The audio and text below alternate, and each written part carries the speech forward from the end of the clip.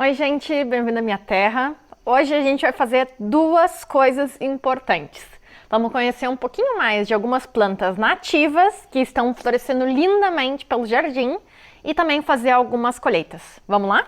Bom, então como vocês sabem, aqui no meu jardim a gente tem muitas nativas que passam desapercebidas muitas vezes na nossa vida, mas que têm um valor incrível para nossa jardinagem, principalmente nesses momentos de muito calor e seca que a gente tem aqui no Brasil durante o verão no sul e durante o inverno nas regiões mais do centro e norte. Então, essas plantas são muito resilientes e são muito boas para que a gente comece a ter um jardim que sobreviva nessa época do ano.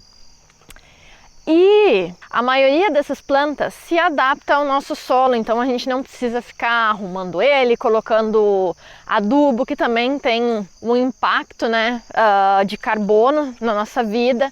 E também não precisam ficar sendo regadas só na época de transplante. Então, quando a gente implanta essas plantas, a gente tem que cuidar um pouco. Mas depois elas vivem por si sós. Vou deixar aqui a cesta, perto do que a gente vai colher.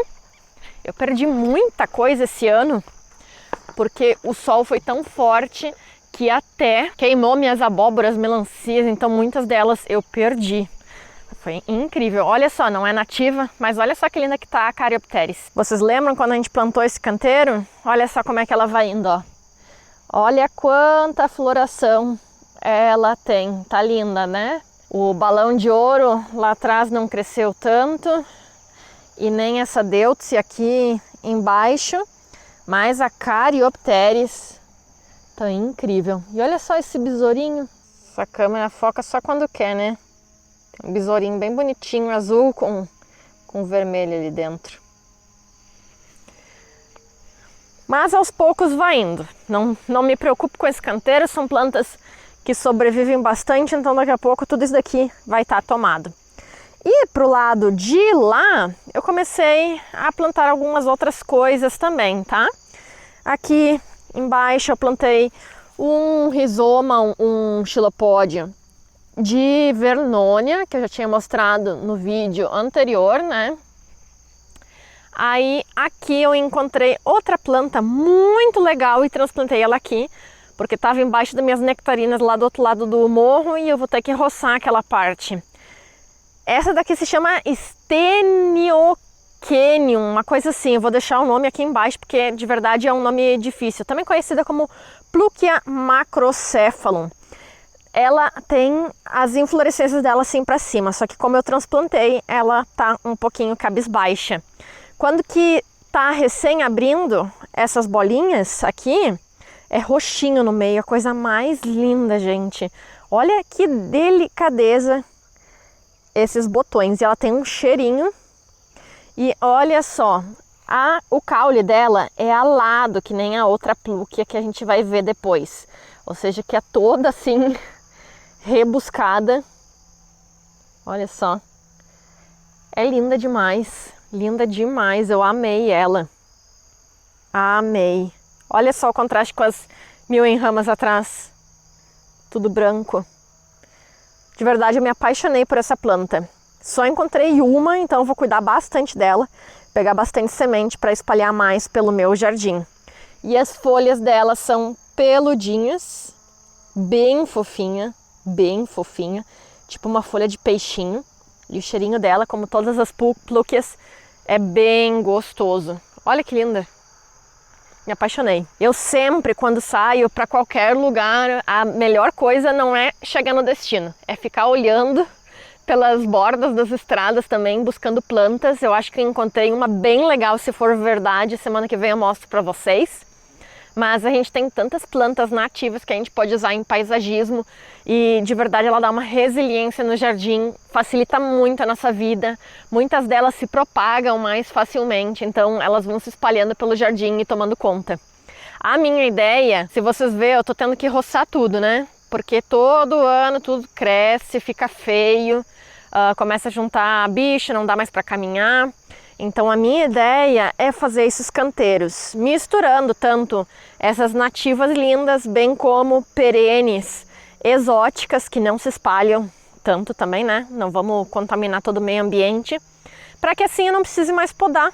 Então eu só vou fazer um caminho do lado para poder caminhar e o resto vai ficar praticamente sempre igual, tá? Então é muito importante que a gente comece a fazer esses canteiros para diminuir nosso impacto. Tanto porque elas são mais resistentes a pragas, então não precisamos fazer nenhum controle dessas doenças e dessas pragas.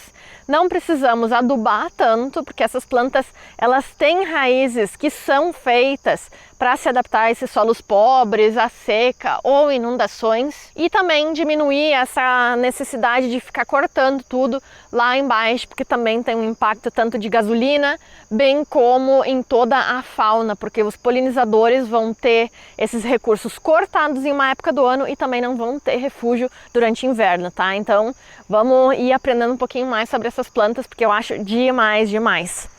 Mas o intuito de hoje é eu começar a fazer a colheita. Como vocês podem ver, eu comecei então a roçar, porque eu vou ter que começar a preparar os canteiros para uma coisa bem interessante que vai vir no próximo mês. Não vou falar ainda, tá?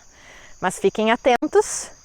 E assim eu vou poder fazer mais canteiros, tá? Então a primeira coisa é roçar e agora é começar a liberar os canteiros para ter mais espaço para colocar os cultivos de outono, primavera, né? Outono, inverno, primavera, e também limpar o resto da área. Então vamos começar. Bom, então aqui parece que não vou colher nada, né?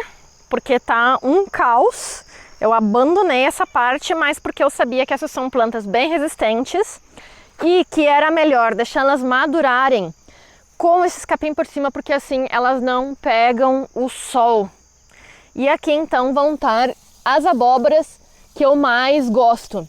Eu não adubei elas esse ano, então elas ficaram bem pequenininhas e isso é o que eu quero, porque como eu faço refeições únicas, individuais, esse tamanho aqui, ó,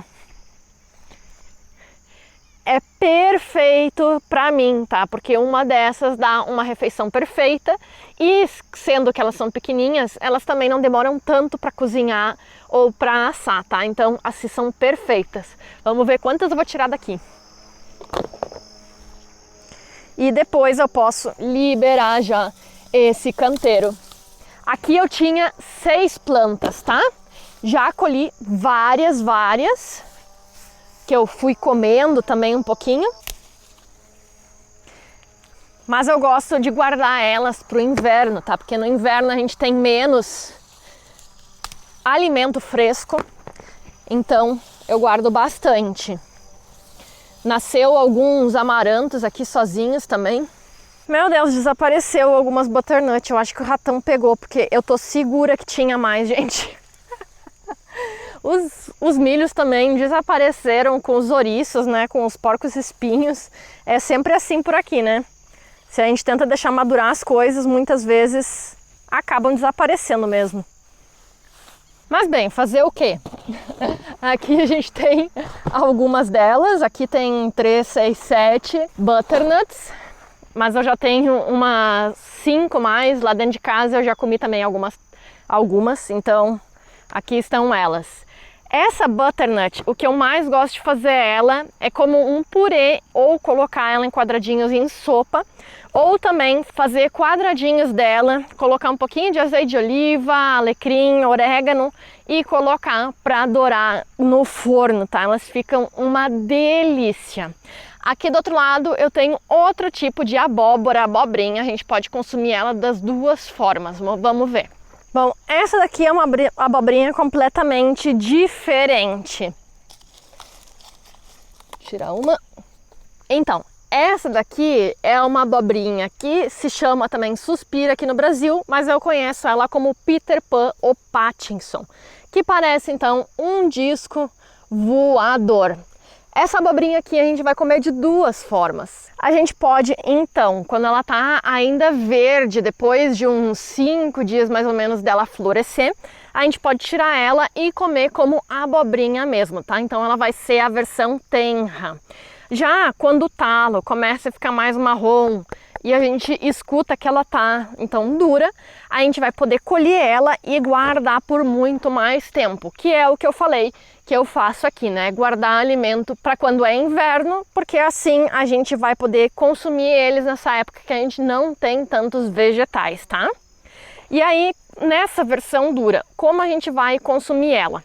Bom, o que eu faço então é cortar aqui uma tampinha nela, tirar um pouquinho do interior, porque as sementes, como ela já vai estar madura, vão estar duras, então não dá para consumir muito bem. A gente pode torrar essas sementes à parte, comer como snack, né? Eu adoro. E a gente vai colocar qualquer recheio que vocês queiram. Queijo, carne, arroz, refogado, o que vocês queiram, tá? E vamos colocar no forno para assar e ela vai se desmanchar, tá? Então eu gosto de consumir ela assim dura, tá? Essa é a abóbora Pattinson ou Peter Pan. Vamos ver quantas a gente tira. Mas então olha só, o que a gente vai ter muito são abóboras que se secaram no verão, tá? Elas cozinham por dentro porque o calor aqui é insuportável. Então eu perdi várias. Mas eu não me importo, o certo era colocar uma cobertura para não pegar sol direto, mas eu não fiz isso, tá? Recomendo, mas não fiz. É aquela coisa, né? Façam o que digo, mas não façam o que eu faço. E também por causa do calor, as plantas também não duram muito, ó. Aqui mais uma podre, mais outra. Essa daqui ainda não tá 100% ruim, mas daqui não vou consumir. Perfeita. Opa, tocando muito forte.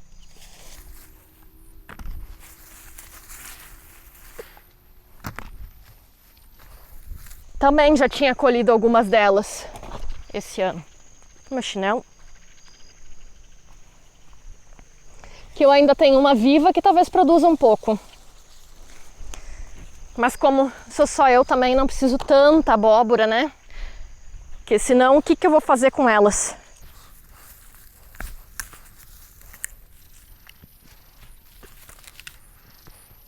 Feito. Também eu já tinha colhido algumas, tá? Mas aqui já é uma boa quantidade.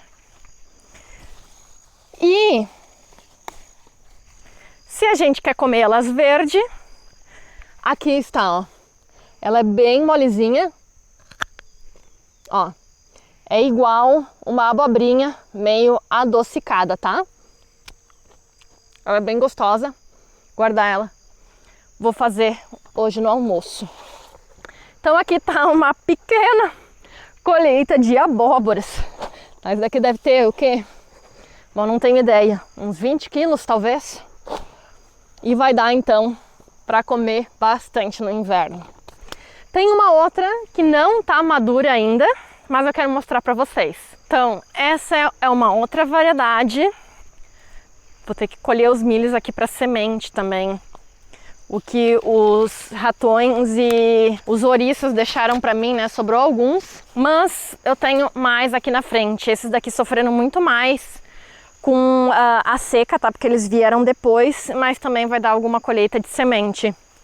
Aqui do lado eu vou ter os amarantos, aquele amaranto do grosso, tá? Do branco, esse que é um amaranto mais comercial. E lá atrás a gente viu que tinha o amaranto dreadlock, que eu adoro também, tá? Mas a gente vai vir por aqui, passar pelos tupinamburs e chegamos em outra abóbora. Essa vocês precisam ter bastante, as outras eram cucurbita pepo, que é uma variedade que não cresce tanto, tá? Essa daqui já é outra e olha o tamanho, tudo isso é uma planta só. E a diferença é que também o fruto vai ser diferenciado. Então aqui no meio, essa não sofre tanto com o calor, porque as folhas são mais altas também, né? Então fica mais protegido. E aqui a gente tem a abóbora. Olha só o tamanho dela. Essa é uma abóbora caravela. Olha só que linda. Mas para colher a gente tem que esperar que esse pendão aqui, ó, fique todo amarelado. A gente já vê que ele já está mudando de cor, mas para conseguir preservar ela durante todo o inverno sem ela apodrecer, o melhor é que ela seque por completo, tá? Então vamos deixar ela um tempo mais ali. Não tenho a mínima ideia quanto pesa uma abóbora assim, mas é gigante. E aqui a gente já passa pro outro lado, né? Com os nossos cosmos, flores e a horta lá atrás. As rudbeckias lindas ainda também. Aqui eu tenho açafrão, ali eu tenho inhame e ali eu tenho milho de pipoca, glass jam, aquele que é cada grãozinho uma cor. E aqui atrás uns tupinambures. E tudo isso, gente, sem regar, tá? Eu não rego essa parte, por isso que as plantas não estão no máximo possível. Mas para quê? Isso daqui é alimento suficiente para mim. Também dou para algumas pessoas alimento, tá? Para minha família, dá suficiente. Tu não precisa sempre ter uma produção gigante, tá? Assim, eu tô com zero custo, tá? Com um pouco menos de alimento, mas zero custo. Adianta eu investir 100, 200, 300 reais para produzir o dobro? Não tem porquê, não tem porquê. A gente sempre tem essa mania, né, de querer tudo ter o maior e ter a maior quantidade. Por que não fazer assim? A gente vai ter muito mais nutriente nessas plantas, porque elas vão produzir muito mais mecanismos secundários para se proteger e conseguir encontrar os nutrientes por si sós.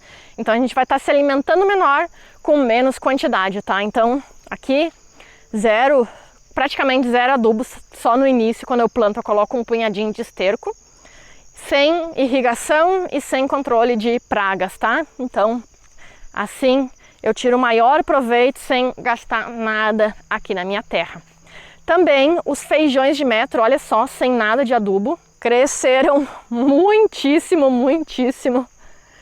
Olha só a abundância e o grossor deles, tá? Então são plantas muito bem adaptadas, tá incrível.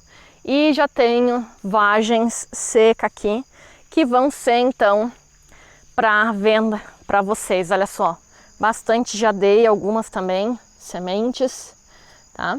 E o ponto que a gente vai comer esses não é quando ela tá assim grandona, tá? A gente vai comer nesse estágio aqui, ó. Quando ela ainda tá um pouco mais tenra, tá? O certo é a gente quebrar ela, tá?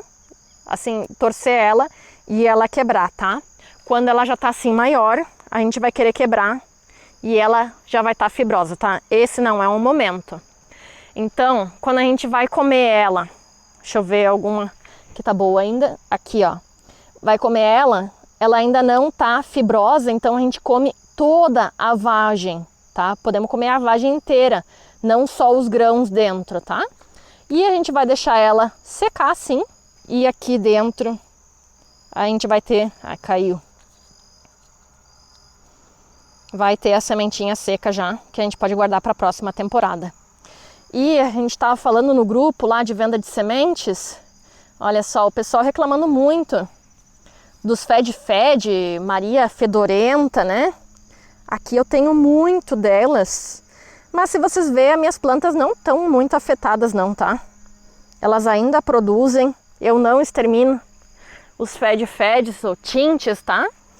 Porque é igual as plantas vão produzir, e quanto mais as plantas têm interação com todos esses animais, mais elas vão produzir então esses componentes que vão ajudar elas a se proteger por si sós. E é esses componentes que fazem essas plantas ficarem saudáveis para a gente comer, tá? São esses os ingredientes que vão fazer com que a gente fique saudável também, tá?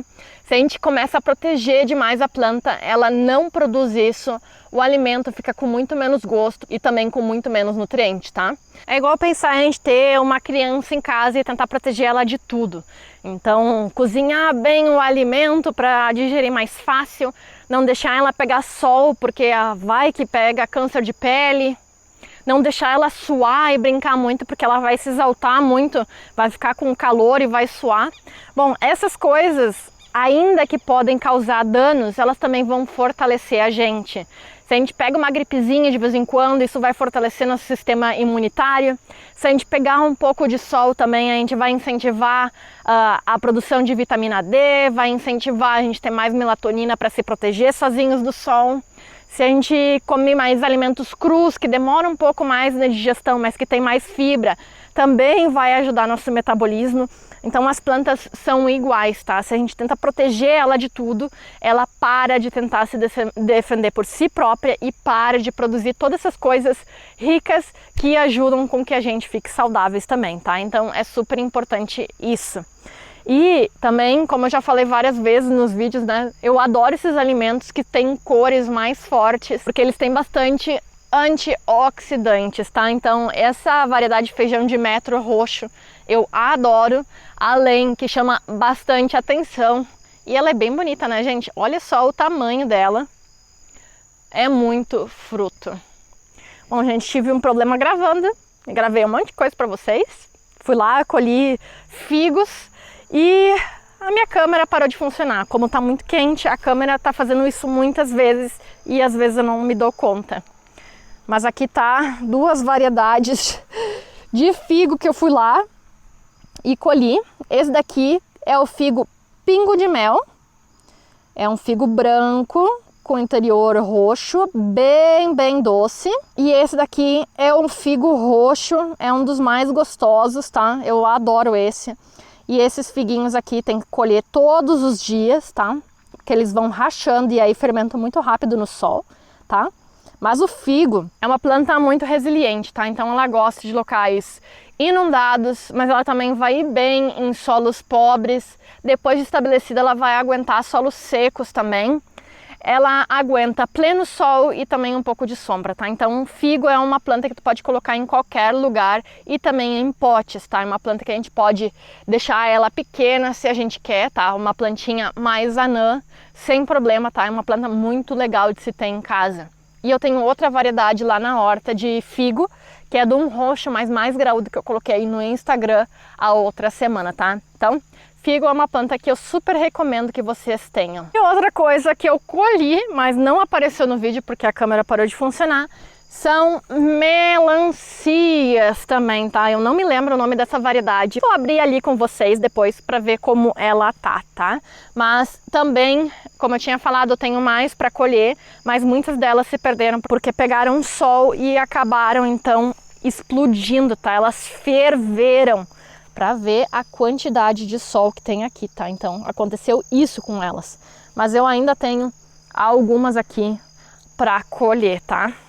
Então todas essas plantas são da mesma família, Cucurbitaceae, que são plantas que são de verão, tá? Então a gente precisa começar a planejar bem para plantar elas no início da primavera, para que assim a gente consiga ter elas madurando durante todo o verão. Elas não aguentam frio e param então o seu crescimento no inverno. Aqui elas completamente derretem com o frio, tá? Então a gente tem que planejar para conseguir plantar o máximo possível delas durante o verão, tá?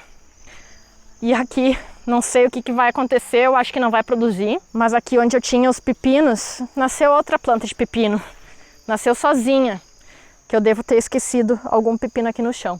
Ele já tá cheio de florzinha, mas eu não sei se vai produzir mais. Talvez alguns eu ainda colho. E aqui tá o trigo sarraceno, que é uma cobertura de solo incrível e as abelhas amam, tá? É uma planta muito legal de se ter, também tá no catálogo. Olha que planta mais linda e pode ser usada tanto para consumo humano como farinha, bem como utilizar ela para alimentar animais, tá? As folhas também são comestíveis para animais. Mas vamos ali na horta, que quero mostrar uma coisa para vocês. Olha só essas flores agora aparecendo. Aqui chegamos na horta, que está bem abandonada, mas tem uma coisinha que eu queria mostrar para vocês antes aqui. Esse daqui é a pimenta corbate. Olha só que maravilha. Agora eu vou ter ela no catálogo também. Ela produz bastante. Ela tem uma intensidade baixa. A mediana, tá? Não é muito forte. Ela fica dessa cor.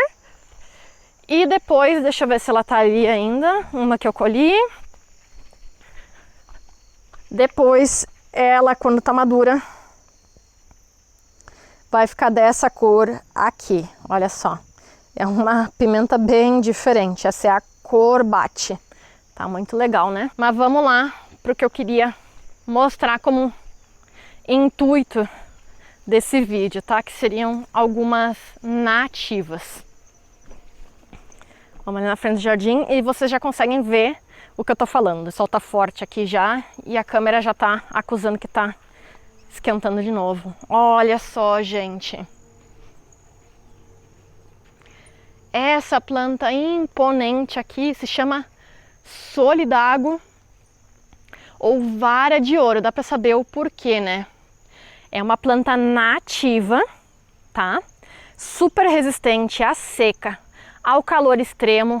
E olha só a quantidade de polinizadores que ela tem. Não sei se vocês conseguem ver no vídeo ali. Ela tem uma cor muito intensa, realmente parece ouro. Aqui no meu jardim ela fica extremadamente alta, então eu coloco no meio dos canteiros, mas comumente ela vai ficar de uns 2 metros mais ou menos. Aqui ela passou de 3. Olha só aqui mais de perto. São plantas muito boas para polinizadores, mas ficam lindas, lindas no jardim também. E embaixo dela, e ela é medicinal, ok? A gente pode fazer chás com elas. E aqui embaixo tem outra que eu amo, que seria a Plúquia. Plúquia sagittalis, que algumas pessoas conhecem como arnica também. Olha que fofura essas flores aqui. Também muito boa para polinizadores. Olha como fica as duas juntas. A Plúquia também vai ter propriedades medicinais, antiespasmódicas, boas para o intestino, dor de barriga.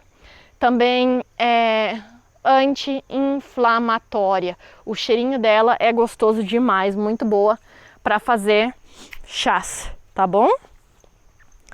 Duas plantas nativas que eu queria que vocês conhecessem. Olha que maravilha! Uma flor muito, muito diferente para ter no jardim.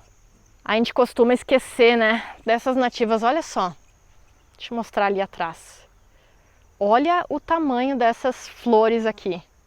Vai dizer que não são impressionantes, né? Então, gente, esse era o intuito desse vídeo com vocês. Mostrar, então, algumas das variedades que também vão começar a aparecer no catálogo. E também a importância de ter essas nativas, tá? Porque elas vão facilitar muito, muito a nossa vida, tá? Nossa, ela tá quebrando, rachando sozinha. Olha só, não cortei até o meio, mas aqui tá o nosso objetivo. Plantas cheias de nutrientes para complementar nossa vida e dar mais força para a gente continuar fazendo esse trabalho de recuperação de plantas, ajudar no meio ambiente e todos os organismos que vivem no nosso jardim com a gente. Meu Deus, que doce! Olha só, gente, enquanto eu estava gravando aqui me lembrei.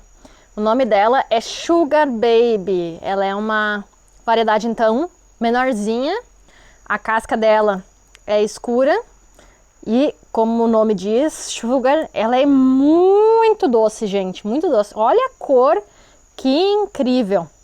E enquanto eu tava gravando, eu escutei que tinha um barulho ali embaixo e olha só o presente que o lagarto deixou. Ele já tava se pelando a semana inteira, que dava pra ver como é que ele tava. Olha só, gente, eles têm que descascar todos os anos, né? E olha só a casquinha que ele deixou. Alguns podem até pensar que é cobra, né? Mas não, esse daqui é de lagarto teio. Ao fim ele conseguiu se libertar dessa casca.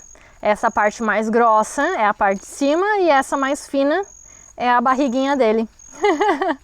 Legal, né? Bom, gente, era isso para essa semana. Vou aqui aproveitar metade da manhã comendo uma melancia super doce e espero que essa semana pelo menos tirem um pedacinho do seu dia para olhar esses terrenos abandonados, as plantas que estão crescendo ao meio dos seus cultivos e aprendam com a natureza. A gente tem muita coisa que resgatar dos nossos hábitats naturais e implantar elas no nosso jardim. Espero que vocês estejam aproveitando esse já quase final de verão e até a próxima. Tchau!